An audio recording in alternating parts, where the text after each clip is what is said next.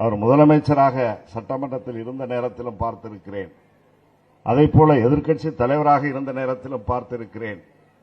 இப்பொழுது இருக்கக்கூடிய எதிர்க்கட்சி தலைவரால் புறக்கணிக்கப்பட்ட சூழ்நிலையிலும் அவரை நான் சட்டமன்றத்தில் பார்த்திருக்கிறேன்.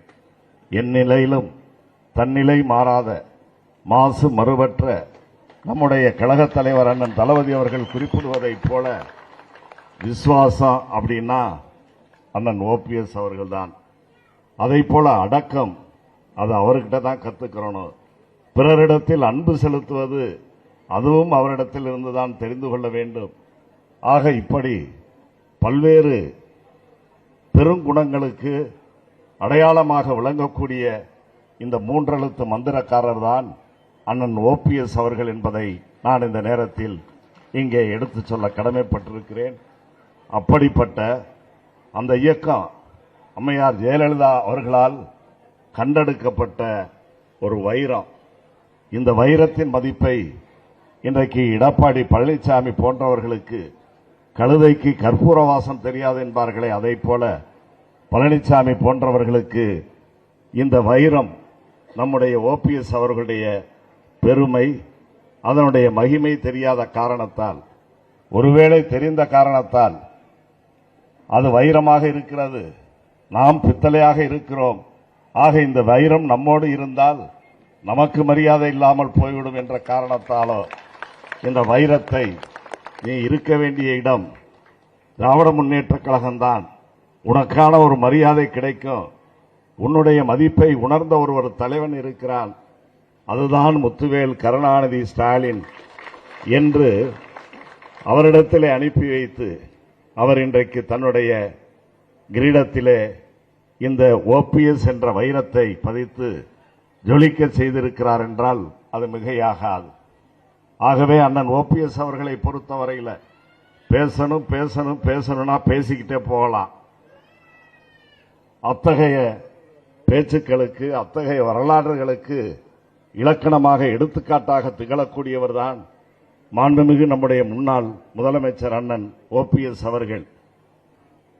ஒரு முதலமைச்சராக கிடைத்தவுடன் இன்னைக்கு சாதாரண ஒரு வார்டு மெம்பரா, ஒரு பஞ்சாயத்தில் வார்டு மெம்பரா வந்துட்டாலே, பேரூராட்சியில் வந்துட்டாலே, யாரெல்லாம் எப்படி எப்படியோ நடந்து கொள்ளக்கூடிய அந்த காலகட்டத்தில் தமிழ்நாட்டினுடைய முதலமைச்சராக, அதிலும் குறிப்பாக அம்மையார் ஜெயலலிதா அவர்கள் கண்டெடுத்த அந்த வைரம் 3 முறை முதலமைச்சராக பொறுப்பு வகித்த நேரத்திலும் சட்டமன்றத்திலும் அதைப்போல தலைமைச் செயலகத்திலும் முதலமைச்சருக்கான அந்த இருக்கையில் கூட அமராத அளவிற்கு ஒரு மதிப்பு அந்த தலைமை மீது வைத்திருந்தார். ஆக அப்படிப்பட்ட அந்த நன்றிக்கு, விசுவாசத்திற்கு இலக்கணமாக விளங்கிய அண்ணன் ஓபிஎஸ் அவர்கள் எங்கே?